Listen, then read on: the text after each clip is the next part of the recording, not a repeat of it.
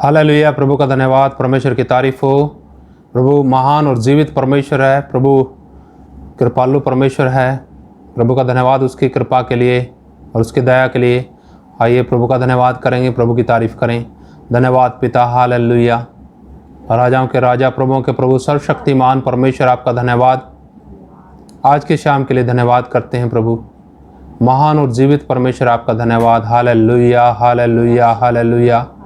पवित्र पवित्र सामर्थी परमेश्वर, आपका धन्यवाद। Hallelujah, hallelujah. परम पवित्र परमेश्वर, आपका धन्यवाद। हालेलुया।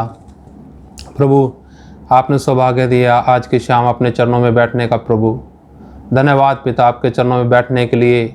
प्यारे प्रभु, आपने तौफीक दी, कृपा दी। प्रभु धन्यवाद।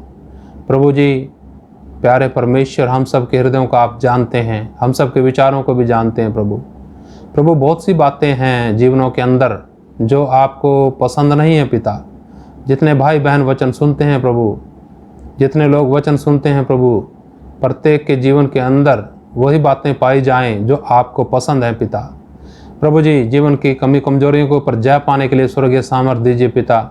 और जितने लोग हैं प्रभु, अपने जीवन के अंदर बुराइयों से हारने ना पाएँ, परंतु संघर्ष करते रहें। और हमारा विश्वास है पिता, ज़रूर आपकी सहायता से उनके ऊपर जय प्राप्त करेंगे। धन्यवाद पिता। प्रभु जी, आज की शाम पवित्र आत्मा आप अपना वचन सिखाएं और हम सब के हृदय आपके हाथ में सौंपते हैं, जीवनों को आपके हाथ में सौंपते हैं। हृदय टूटने पाए वचन सुनते हुए पिता। धन्यवाद प्रभु। सब कुछ आपके हाथ में सौंपते हुए प्रार्थना यीशु मसीह के नाम से मांगते हैं, आमीन। हालेलुया। प्रभु का धन्यवाद, प्रभु की स्तुति हो। आइए एक भजन गाएंगे वचन में जाने से पहले। तुम जगत की ज्योति हो, तुम धरा के नमक भी हो, ये भजन गाएंगे। तुम जगत की ज्योति हो, तुम धरा के नमक भी हो। तुम जगत की ज्योति हो, तुम धरा के नमक भी हो। तुमको पैदा इसलिए किया, तुमको जीवन इसलिए मिला, उसकी मर्जी कर सको सदा, उसकी मर्जी कर सको सदा। तुम जगत की ज्योति हो, तुम धरा के नमक भी हो। तुम जगत की ज्योति हो, तुम धरा के नमक भी हो। वो नगर जो बसे शिखर पर, छिपता ही नहीं किसी की नगर। वो नगर जो बसे शिखर पर, छिपता ही नहीं किसी की नजर। तुम्हारे भले काम चमके इस तरह, तुम्हारे भले काम चमके इस तरह। तुम जगत की ज्योति हो, तुम धरा के नमक भी हो। तुम जगत की ज्योति हो, तुम धरा के नमक भी हो। पड़ोसी से प्रेम तुमने सुना है, दुश्मनों से प्रेम मेरा कहना है।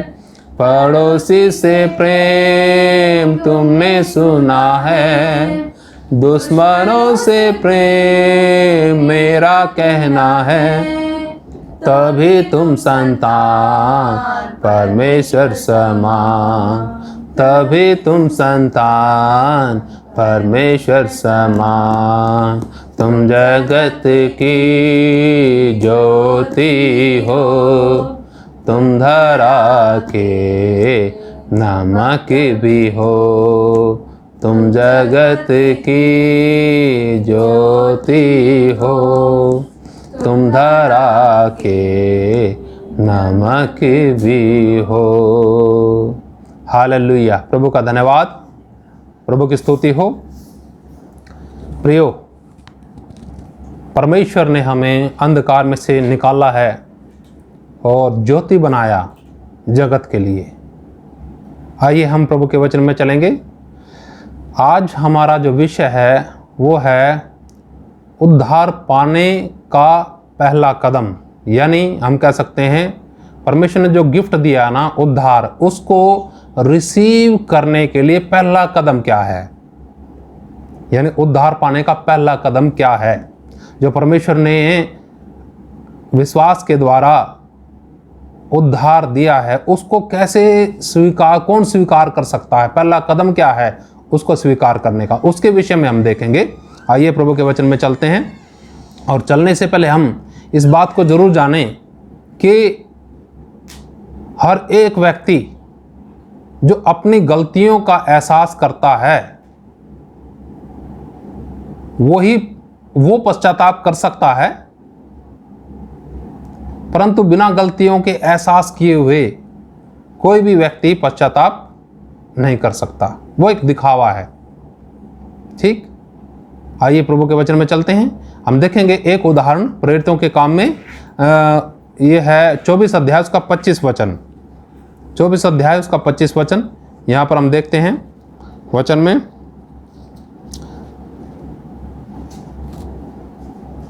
चौबीस से लेके पढ़ें तो अच्छा है। कुछ दिनों के बाद फेलिक्स अपनी पत्नी द्रुसिल्ला को, जो यहूदनी थी, साथ लेकर आया और पौलुस को बुलवाकर उस विश्वास के विषय में जो मसीह यीशु पर है उससे सुना। जब वह धर्म और संयम और आने वाले न्याय की चर्चा कर रहा था तो फेलिक्स ने भयभीत होकर उत्तर दिया, अभी तो जा, अवसर पाकर मैं तुझे फिर बुलाऊंगा। यहाँ पर हम देखते हैं प्रियो, फेलिक्स एक बड़ा अधिकारी है और उसके आगे फरीसियों ने, सदूकियों ने क्या करा, पौलुस को पेश किया। पौलुस क्या करता था, प्रभु का सुसमाचार लोगों में सुनाता था, यहूदियों में और फिर अन्य जातियों में सुनाता था। तब इसको पकड़ा और इसके ऊपर अनेकों प्रकार के दोष लगाए, झूठे दोष लगा करके फेलिक्स जो अधिकारी था, बड़ा अधिकारी था, उसके पास इसको पेश किया गया।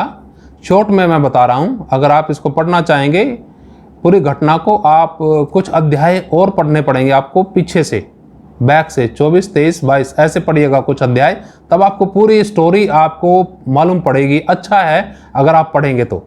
इधर समय कम रहता है इसलिए वही विशेष आयत ली है।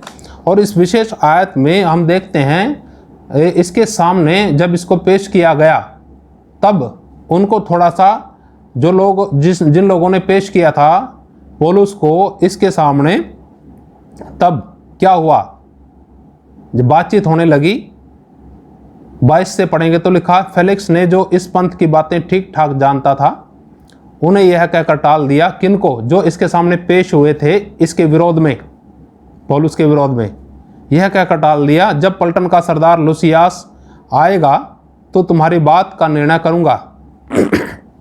और सूबेदार को आज्ञा दी कि पौलुस को छूट में रखकर रखवाली करना। पौलुस को यहाँ छूट दे दी इसने, क्योंकि इसने सुना पौलुस के द्वारा सुसमाचार, और उसके मित्रों में से किसी को भी उसकी सेवा करने से न रोकना। इसने, फेलिक्स ने क्या करा, छूट दे दी कि रखो तो इसे कैद में। और जब ये कैद में था उस समय जो ये फेलिक्स है अपनी पत्नी के साथ आया और इससे क्या करने लगा, पौलुस को अपने पास बुलवाकर उस विश्वास के विषय में जो यीशु मसीह पर है पौलुस से सुनने लगा। विश्वासी नहीं था ये, परंतु विश्वास के बारे में इसने एक कैदी से सुन रहा है। फिर इसने, कैदी ने, पौलुस ने खुल करके धर्म, संयम, आने वाले न्याय की चर्चा कर रहा था तो फेलिक्स ने भयभीत होकर कहा, अभी तो जा, अवसर पाकर मैं तुझे फिर बुलाऊंगा। ये यहाँ पर वचन हमने इसलिए लिया, फेलिक्स ने सुसमाचार सुना, वचन सुना और उसको अपनी गलती का एहसास हुआ। याद रखिएगा, पश्चाताप में एहसास काफी नहीं है। एहसास पहला कदम हो सकता है, परंतु हर एक अपनी गलती का एहसास करने वाला जरूरी नहीं है कि वो पश्चाताप करे। और बिना पश्चाताप के उद्धार किसी का हो नहीं सकता। ये आप बड़ा ध्यान से समझिएगा। पश्चाताप का मतलब ऐसा नहीं है कि अपनी गलतियों का एहसास करना और अपने आप को क्या समझ लेना, दीन समझ लेना, हलीम समझ लेना, वो और कुछ है। वो थोड़ा सा देखेंगे प्रभु के वचन में। पश्चाताप में यह भी शामिल नहीं है कि अपने आप को धार्मिक बना के दिखाना, क्योंकि परमेश्वर देखिए क्या कहता है धार्मिकता के बारे में। यशायाह 64 अध्याय का 6 वचन,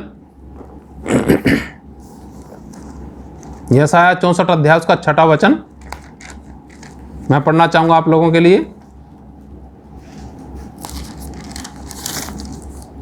लिखा वचन में, हम तो सब के सब अशुद्ध मनुष्य कैसे हैं और हमारे धर्म के काम सब के सब मैले चिथड़ों के समान हैं। धर्म के काम के कारण व्यक्ति सोचता है कि परमेश्वर उसे स्वीकार कर लेगा, पापों से पश्चाताप करते नहीं। बहुत से लोग ऐसे हैं विश्वासी जिन्होंने अब तक अपने पापों से पश्चाताप नहीं किया। सच्चा पश्चाताप ना होने के कारण या अपनी गलतियों को नज़रअंदाज करने के कारण वो लोग, उन लोगों को क्या करता है, शैतान धीरे धीरे बढ़ाता है। वो वचन सीखते जाते हैं, दूसरों के लिए नमूना भी बन जाते हैं, परंतु एक समय आता है, क्योंकि उन्होंने पश्चाताप नहीं किया ना, एक समय आता है शैतान क्या करता है, पूरा खुल के ड्रामा करता है उनके जीवन के साथ और उनके जीवन को लोगों के सामने इस प्रकार से पेश करता है कि देखो ये हैं विश्वासी, इन कभी भी विश्वास ना करना यीशु मसीह पर, क्योंकि इनके काम ऐसे हैं। कामों के लिए पश्चाताप तो करा नहीं, पश्चाताप अपने भावनाओं को सामने रख के चले हैं। सभाओं में गए, सभाओं में जाकर के क्या करा, चमत्कार देख करके रोने लगे। पास्टरों ने सोचा कि इन्होंने पश्चाताप कर लिया और बपतिस्मा दे दिया उन्हें। बपतिस्मा दे दिया तो वो चलने लगे, आगे आगे चलने लगे। उन्होंने सोचा उद्धार हो गया। उद्धार पाए व्यक्ति का जीवन कुछ अलग होता है। उद्धार से पहले कदम है पश्चाताप। पश्चाताप में क्या शामिल है? पश्चाताप में अपनी गलतियों का एहसास शामिल है, परंतु उतना ही काफी नहीं है। गलतियों का एहसास तो है, परंतु एहसास मात्र काफी है क्या? जैसे फेलिक्स ने क्या बोला, उसको एहसास तो हुआ कि हाँ मेरी गलतियां हैं, और बोल दिया पौलुस को ठीक है मैं बाद में सुनूंगा। उसका उद्धार हो गया क्या? नहीं। याकूब की पत्री में देखते हैं 2 अध्याय में, हम वहां पर लिखा है तुम अच्छा करते हो, विश्वास करते हो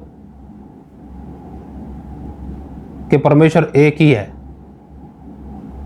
शैतान भी विश्वास करता है, थरथराता है, कांपता है, परंतु हे निर्बुद्धि मनुष्य, क्या तुम्हें यह मालूम नहीं कि विश्वास बिना कर्म के व्यर्थ है? प्रियो, विश्वास बाद में है, कर्म भी बाद में ही है, परंतु उससे पहले है क्या? उससे पहले पश्चाताप। पश्चाताप से भी पहले अपनी गलतियों का एहसास। किसके खिलाफ? अपने खिलाफ या किसी मनुष्य के खिलाफ नहीं, परमेश्वर के विरोध में ही हमने पाप किया। उन पापों को याद करके जब हम प्रभु के चरणों में ठहरते हैं, पश्चाताप करते हैं, गलतियां मानते हैं अपनी, हमारे जीवन के अंदर एहसास होता कि हाँ वाकई हम गलत थे, हमारी जीवन के अंदर पाप थे, बोझ था, जिसके कारण यीशु मसीह ने क्रूस पर जान दी। तो क्या क्या होता है? तब स्वर्गीय शांति आती है जीवन के अंदर, तब हमारा रास्ता बदलता है। नहीं तो बहुत से लोग विश्वासी चलते रहते हैं, उनके काम भी वैसे ही, सोच भी वैसी है, उनका सोच उल्टा दुनिया के लोगों के साथ पूरा मिलती है, वचन में कम मिलती है। क्यों? क्योंकि उन्होंने पश्चाताप नहीं किया। यहाँ वचन के अंदर ऐसा लिखा है कि एक अच्छा व्यक्ति बनना ही काफ़ी नहीं है, अच्छा व्यक्ति बनना या अच्छा व्यक्ति बनने की कोशिश करना सच्चा पश्चाताप नहीं है। जैसा वचन के अंदर लिखा, हम तो सब के सब अशुद्ध मनुष्य के से हैं और हमारे धर्म के काम सब के सब मैले चिथड़ों के समान है। धर्म के काम कैसे? मैले चिथड़ों के समान हैं और हमारे अधर्म के कामों ने हमें वायु के समान उड़ा दिया है। अब सोच सकते हैं, धर्म के काम, कई लोग काम करके सोचते हैं ना उद्धार मिलेगा, नहीं, कभी नहीं। उद्धार परमेश्वर की तरफ से ही है, परंतु उसको प्राप्त करने के लिए उस गिफ्ट को, जो उद्धार है, गिफ्ट है परमेश्वर की तरफ से, उस गिफ्ट को पाने के लिए अपने जीवन के अंदर हमें क्या करना है? पश्चाताप करना। पश्चाताप में क्या चीजें शामिल हैं देखेंगे थोड़ा सा प्रभु के वचन में। आइए 2 कुरिन्थियों उसका 7 अध्याय और उसका 10 वचन देखेंगे। 2 कुरिन्थियों की पत्री और उसका 7 का 10 देखेंगे।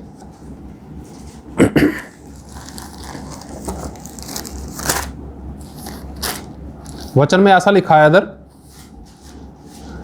क्योंकि परमेश्वर भक्ति का शौक ऐसा पश्चाताप उत्पन्न करता है जिसका परिणाम उद्धार और फिर उससे पछताना नहीं पड़ता, परंतु सांसारिक शौक मृत्यु उत्पन्न करता है।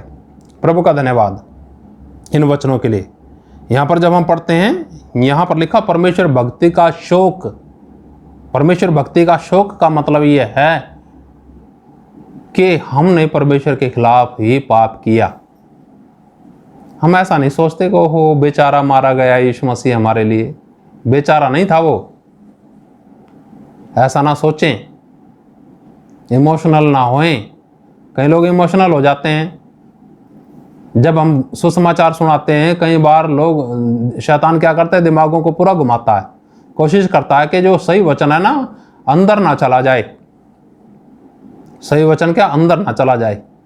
और लोग क्या करने लग जाते हैं, इमोशनल हो जाते हैं। औरतें भी इमोशनल हो जाती हैं। बहुत पहले क्या करते थे, फिल्म दिखाते थे, जीसस फिल्म, गांव-गांव में इधर उधर, और औरतें देख करके जब यीशु मसीह को क्रूस पे चढ़ाते थे रोने लगती थी औरतें। क्या करती थी वो औरतें? रोने लगती थी। यीशु मसीह को देख के नहीं रोना, यीशु मसीह कहता अपने आप को देख के रो। हाँ, यीशु मसीह को देख के रोने की आवश्यकता नहीं है कि उसका लहू बह रहा है हमारे पापों के कारण। ये अपने पापों की तरफ ध्यान नहीं गया, लहू की तरफ ध्यान चला गया। ठीक है, लहू की तरफ भी ध्यान जाना, पर वो कारण क्या था जिसके कारण यीशु ने लहू बहाया, वो तो नहीं सोचते, वो तो नहीं समझते। उसके लिए तो नहीं पश्चाताप करते, उसके लिए रोएं, उसके लिए पश्चाताप करें। इसलिए तो लिखा है यहां वचन में जब हम पढ़ते हैं ना, परमेश्वर भक्ति का शौक, पश्चाताप क्या करता है? उत्पन्न करता है। परमेश्वर भक्ति का शौक कि मेरे ही पापों के कारण यीशु मसीह क्रूस पे चढ़ाया गया, मेरे ही कारण यीशु मसीह ने सजा उठाई। मैं पापी हूं, मैं अपराधी हूं। जब शौक आएगा इस प्रकार से जीवन के अंदर, तो उसका परिणाम क्या होगा? पश्चाताप। पश्चाताप का मतलब यह है अपना मन फिराना उन वस्तुओं से, उन बातों से जो परमेश्वर को पसंद नहीं है। पाप से, शारीरिकता से, संसार से, मोह से, बहुत बड़ी लिस्ट है एक। जैसे जैसे हम पश्चाताप करेंगे वैसे वैसे हमारे जीवन के अंदर उद्धार, मुक्ति, मोक्ष का कार्य होता है शुरू। हालेलुया, प्रभु का धन्यवाद। वचन में पढ़ते हैं कि परमेश्वर भक्ति का शौक पश्चाताप उत्पन्न करता है जिसका परिणाम उद्धार है। जैसा वचन के अंदर लिखा, जिसका परिणाम क्या है? उद्धार है, और फिर उससे पछताना नहीं पड़ता। फिर आगे लिखा है दूसरा शौक। वो कौन सा शौक है? परंतु सांसारिक शौक मृत्यु उत्पन्न करता है। सांसारिक शौक क्या पैदा करता है? जब बहुत से सेवक लोग सुनाते हैं ना कि परमेश्वर ना छोड़ेगा, क्या माता दूध पीते हुए बच्चे को छोड़ सकती है? बहुत से लोग ऐसे भी होते हैं सभाओं में, जब ये वचन सुनते हैं ना कि क्या माता अपने दूध पीते बच्चे को भूल सकती है? हाँ, वो तो भूल सकती है, परंतु मैं तुझे ना भूलूंगा ना त्यागूंगा। ये कौन कहता है? परमेश्वर। जब इस प्रकार से वचन सुनते हैं, बहुत से लोग सांसारिक तौर से उसे लेते हैं, आत्मिक तौर से नहीं लेते हैं। सांसारिक तौर से कैसे लेते हैं कि हाँ, मुझे उसने छोड़ रखा, मेरा वो भी साथ नहीं देता, मेरे घर के लोगों ने निकाल रखा, मेरे माँ बाप ने मुझे क्या कर रखा है, घर से निकाला हुआ है, बेदखल किया हुआ है, उसने मेरी सहायता नहीं की, उसने सहायता नहीं की, और रोने लगते हैं, दुखी होते हैं। ऐसा अगर शोक है तो कहां लेके जाएगा? मृत्यु की तरफ लेके जाएगा। वो शोक नहीं है। इसलिए थोड़ा गहराई से इसको समझने की आवश्यकता है। इसलिए विश्वास काफी नहीं है। विश्वास से पहले पश्चाताप होना जरूरी है, और पश्चाताप से पहले गलती का एहसास होना जरूरी है। आप सोचते होंगे बहुत से लोग जो विश्वासी हैं उनके जीवन में जब गलती होती है मानते हैं वो लोग। अब आप सोचो उन्होंने पहले कैसे गलती मानी होगी। जो सही विश्वासी है अगर गलती नहीं भी है तो भी वो कहेगा हाँ ठीक है भाई मेरी गलती, मुझे माफ करना। पर अड़ जाते हैं ना कई लोग, ना मेरी गलती नहीं, उसी की गलती है, उसी की गलती। ठीक है, तूने फिर सही सच्चा पश्चाताप किया नहीं है। तूने उस टाइम भी अपनी गलतियों को नजरअंदाज किया होगा जिस टाइम आया था प्रभु में। अगर उस टाइम सही से पश्चाताप कर लेते हैं तो एक विश्वासी के जीवन के अंदर क्या होता है? दीनता आती है, हलीमता आती है, झुक कर चलता है वो, टूट कर चलता है वो, घमंड से नहीं चलता है वो। क्यों? अगर संसारिक शोक होगा तो क्या पैदा करेगा? घमंड पैदा करेगा। घमंड मृत्यु की तरफ लेके जाएगा। या कामों के द्वारा कोशिश करेंगे धर्मी बनने की, और कोशिश करेंगे कि अच्छे काम करें जब भी तो उद्धार मिलेगा, तो फिर होगा क्या? अच्छे कामों, जो अच्छे काम हैं वो सेल्फ राइचियसनेस की तरफ लेके जाते हैं, यानी स्वयं धार्मिकता की तरफ लेके जाते हैं। और स्वयं धार्मिकता जब जीवन के अंदर होती है तो एक घमंड आता है संसारिक। कभी भी परमेश्वर नहीं चाहता कि हम स्वयं धार्मिकता का चोला पहने। आत्मिक बनना है, धार्मिक नहीं। हालेलुया। ठीक है, आगे वचन में चलते हैं। और देखिए, जब परमेश्वर के दास पतरस ने सुसमाचार सुनाया पहली सदी के लोगों को, तो हुआ क्या?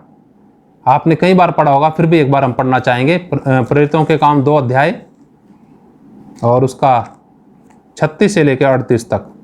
प्रेरितों के काम 2 अध्याय उसका 36 से लेकर 38 तक मैं आप लोगों के बीच में पढ़ना चाहूंगा। यहां पर वचन में लिखा हुआ है, अतः अब इस्राएल का सारा घराना निश्चित रूप से जान ले कि परमेश्वर ने उसी यीशु को जिसे तुमने क्रूस पर चढ़ाया प्रभु भी ठहराया और मसीह भी। तब सुनने वालों के हृदय छिद गए और वे पतरस और शेष प्रेरितों से पूछने लगे, हे भाइयों, हम क्या करें?